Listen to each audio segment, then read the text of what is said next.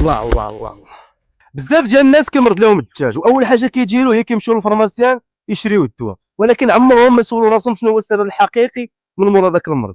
غادي نعاود لكم اليوم السبب اللي خلى تموت ليا اكثر من 18 دجاجه، وشنو درت باش ما باقيش يتعاود هذا المشكل هذا. السلام عليكم ومرحبا بكم في الحلقه الثانيه من بناء المزرعه. معكم صلاح الدين المنصوري، وكنشكركم بزاف على التعليقات والكومنتات ديالكم في الفيديو اللي فات. غادي نبداو تنصاوبوا في هذا السجنات هذا ان شاء الله. كيف ما تشوفوا عندنا هاد الخشبات هادو ركبناهم من قبل. الفكره من هاد الشيء هذا ان شاء الله هو غادي نديرو 3 البوكسات. بوكسه تقريبا غادي تكون من هاد الخشبه هادي، غادي تجي حتى للحيط. الاشكال فين عندنا دابا هو غادي خصنا نبنيو هاد الحيط هذا، خص هاد الحيط يتبنى هنا شي يكبر، عاد يمكن لينا نسقفو على البراكه. وعندنا عاوتاني مشكل اخر في الحيط اللي كاين من هنايا. هاد الحيط اللي من هنا حتى هو عندنا فيه هاد المشكل هذا، غادي خصنا نبنيو هاد الطوبات هادو اللي كاينين هنا حتى للفوق باش يشدو الميزان. ومن بعد ان شاء الله غادي نديرو الخشب، غادي نكملو به التسقيفه باش ندوزو القصب ديالنا من الفوق، وغادي نسقفو ان شاء الله 3 البراكات. بالنسبه لاش غادي يكون هنا الدراري، غادي نخدمو السولات ان شاء الله. بالنسبه للسولات اللي تيعجبوني انا واللي باغي نخدم عليهم، باغي نخدم على لي جورن دوري، وباغي نخدم على الاسترالوب الاسود، وباغي نخدم على البراما ارمين. هاد 3 النوع صراحه هما اللي تيعجبوني الدراري، وهما اللي غادي نشوفو ان شاء الله في هاد البراكات هادو فاش يتقاد. دابا خليكم مع الاشغال كيفاش غادي نقادو هاد الشيء هذا، ولا تفرجت هنا دير شي جيم وشجعنا، ولا بانت لك شي حاجه ما هياش نصحنا بها في كومونتيرات. يلا كملوا الفيديو. نحيدو هاد الرفوفات ديال القصب باش غادي نخلطوا واحد العجينه ديال التراب هنايا، ونكملوا هاد الحيط ان شاء الله. المهم انتم معايا.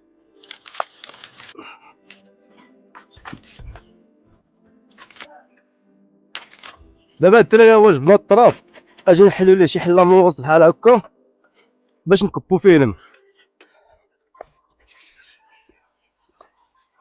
نخليو هاد الدراري واحد شويه تيشرب، من بعد الدراري ما درنا الماء في هذيك العجينه وخليناها تشرب. دابا غادي نقيو هاد البليصه هادي باش نعرفو منين نبداو. اول حاجه الا بغيت تنقي شي بلاصه بحال هادي، شحال هادي ما قربتي ليها وفيها التخاش، هاد تيكونوا العقارب شحال سخون تيخرجوا العقارب الدراري. اتونسيون الا ما داز البريكه تقلبها وتشوفها، عاد تهز تحيدها، لا تولي شحطك لنا شي عقربه وحنا باقي بينك تطور المشروع ديال الدجاج.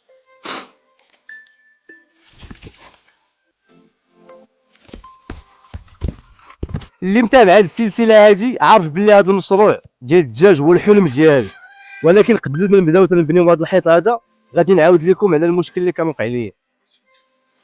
هادي دابا 3 شهور الدراري، كانت عندي تقريبا 24 دجاجه، فيها فروج وواحد 3 العتوقات وجوج فراس عندهم شهرين ونص، واللي بقى دجاجات تيبيضوا. واحد النهار كنت غادي المهم كنت خدام تقريبا مع شي 10 تاع الصباح، تيدور لي الدري صاحبي تيقول لي راه الدجاج ديالك صبح ميت. صراحه ديك الساعه ما عرفتش شنو هو السبب اللي خلى الدجاج يموت. المهم بقى فيها الحال مع اول تجربه، وتقريبا يلاه شي شهرين باش كاسبين الدجاج، فهمتي. يلاه بدينا تنحبوا هذا المشروع هذا، وقعت لنا هذه الفاجعه هذه. المهم في العشيه انا جيت هنايا طليت على الدجاج، غادي نوريكم التصاور ديال القطع ميت. جيت لقيت المهم اكثر من 18 دجاجه ميته، منها فيها فلالس ودجاج كبير، اغلبيه مات الدجاج الكبير. الاشكال اللي كاين هو تقريبا لقيت الدجاج كله هنايا ميت، ما مضروب ما مذبوح ما منتوف ما والو، بحال قبضتي الدجاجه وجيتيها وضربتيها بالضو يتنعس. صراحه ما كنتش عارف فاش كان مات الدجاج. المهم جيت في العشيه من الخدمه قلبت الدجاج ديالي لقيتو ميت كذا العباد. المهم نقينا الدنيا اللي كانت هنا، الغد ليه مع الصباح تنفيق باش نعطي الدجاج ما ياكل، مع تنحل الباب ديال الدار تنسمع الدجاج تيغوت هنايا. جيت تنجري لقيت واحد الكلب تابع واحد الفلوس، صافي جريت عليه، جريت على هذاك الكلب تبعتو، جريت عليه رجعت هنايا لقيت هذاك الفلوس تا هو مات. فاش مات قبل فاش كنتابعو زعما الكلب كنتابعو ما قاسو ما والو، تخبى من مورا داك اللعبه، داك مورا واحد اللعبه داك الفلوس. وفاش رجعت لقيتو مليوح هنا ميت على راسو. تما فين اكتشفت انه الدجاج يقدر يموت بالفقسه ولا الخلع، فهمتي. تقدر يتخلعوا شي حاجه ويموت، ماشي بالضروره يضربوا ولا يعض. المهم صراحه بقى فيها الحال، وكنت بغيت نحيد هادشي وبغيت نحبس.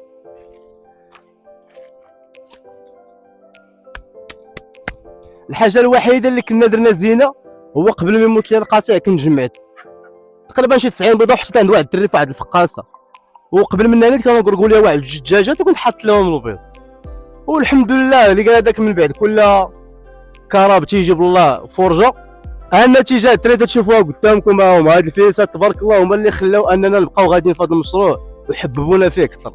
كبرناهم من نهار خرجوا من البيضه حتى تقريبا دابا الصغير فيهم راه تقريبا نكون عنده واحد 50 يوم. هادو ان شاء الله هما اللي غادي نكبروا عليهم هاد المزرعه هادي وغادي نخدموا عليهم باذن الله. السبب اللي خلى انه الكلاب يدخلوا لي البراكه وياكلوا لي الدجاج اجي نوريه لكم شنو هو.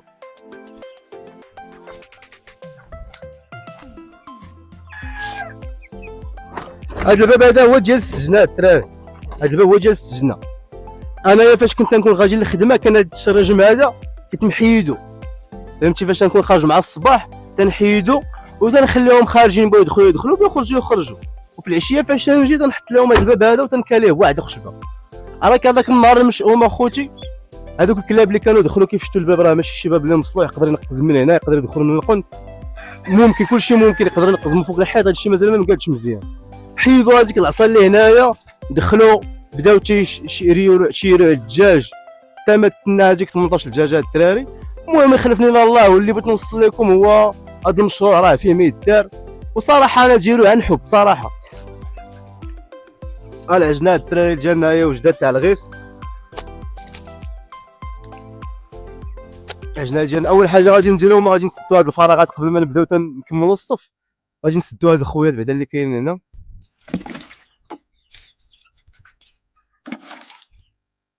بالنسبه للناس الدراري اللي باغيين يبداو شي مشروع قدام، يعني ماشي بالضروره يكون الدجاج ولا اي حاجه، خصك تبدا بداكشي اللي عندك. ما تسناش حتى يتوفروا لك جميع الشروط عاد تنوض نتايا بنقول لا غندير مشروع بندير. خصك تبدا باللي عندك. بحال انا مجيب فاني تنقاد جاب الطوب الغيس مهرس، غير الطوب اللي كان عندي نصاص هنايا هرستهم درت عليهم واحد شويه التبن واني خدام. المهم انت كنتي تبغي شي حاجه غادي ديرها واخا ما يكونش عندك المقومات ديالها.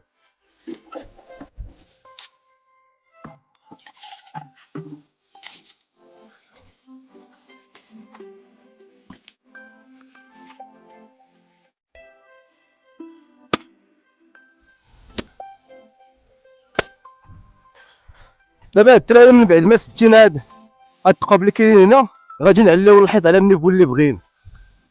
المهم دابا درنا واحد الرشيشه هنايا.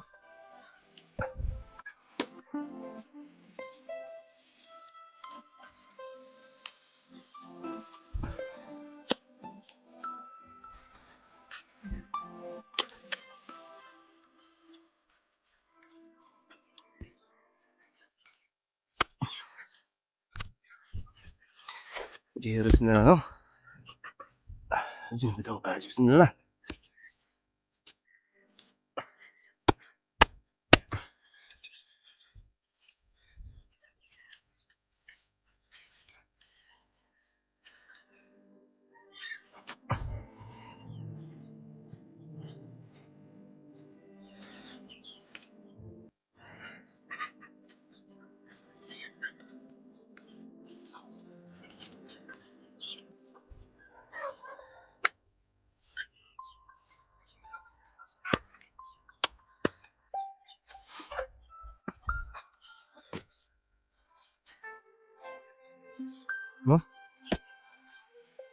غادي خصنا شي نص هنا باش عمرنا الفارغ نستعلو باب السيسان.